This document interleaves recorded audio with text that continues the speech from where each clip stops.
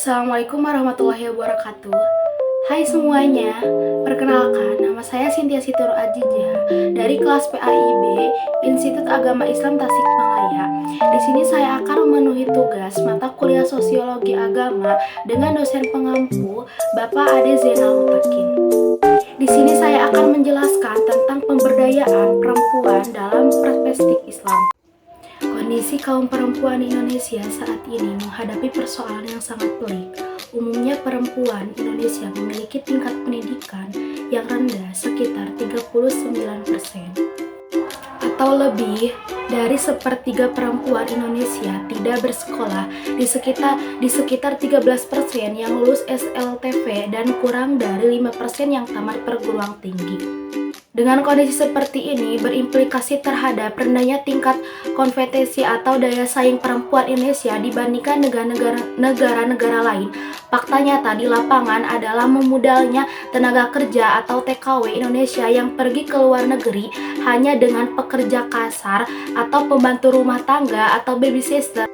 Ini yang seringkali menimbulkan persoalan baru yang cukup pelik.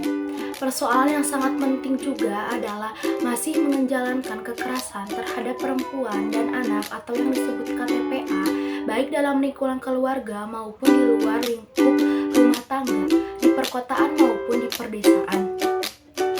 Demikian juga tentang permasalahan kesehatan dan gizi ibu dan anak yang masih sangat buruk, memprihatinkan. Agak kematian ibu atau yang disebut dengan AKI melahirkan di Indonesia berdasarkan catatan WHO adalah 470/100 kelahiran adalah angka sangat mengkhawatirkan dan juga tertinggi untuk kawasan Asia Tenggara. Selain ini juga adalah masih minimnya tingkat partisipasi kaum perempuan di sektor-sektor publik, baik politik, ekonomi, sosial, industri, dan lain-lainnya. Padahal secara faktual dibandingkan dengan laki-laki, jumlah perempuan di negara ini adalah lebih banyak perempuan. Jadi jelasnya adalah bahwa kaum perempuan Indonesia saat ini memiliki berbagai persoalan yang sangat kompleks. Hal-hal tersebut terjadi karena yang pertama, masih kuatnya budaya dan kultur patriarki, di mana dominan laki-laki terhadap perempuan dan anggapan negatif terhadap perempuan.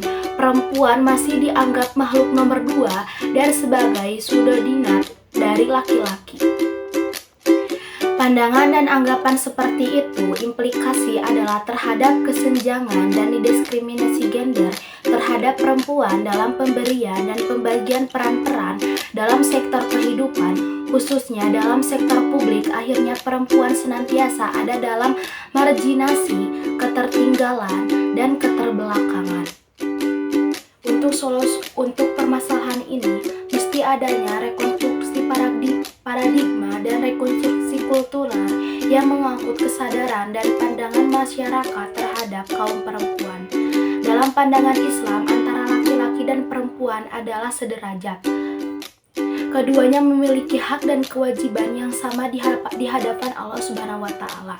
Dalam surah An-Nahl ayat 97 dinyatakan, barang siapa yang mengerjakan amal soleh, baik laki-laki maupun perempuan dalam keadaan beriman, sesungguhnya akan kamu berikan kepadanya kehidupan yang baik. Dan juga banyak ayat Al-Quran dan Al-Hadis yang memberikan gambaran tentang kesetaraan derajat antara laki-laki dan perempuan. Sesungguhnya selama ini pikirkan dan masyarakat kita terlalu banyak dan tidak disadari oleh persepsi masyarakat kita terlalu banyak dan tidak disadari telah terkecoki dalam paradigma yang filsafat barat yang tidak senang terhadap Islam dan demi kepentingan ekonomi. Segitu aja yang bisa dapat saya sampaikan dalam menjelaskan tentang pemberdayaan perempuan dalam perspektif Islam.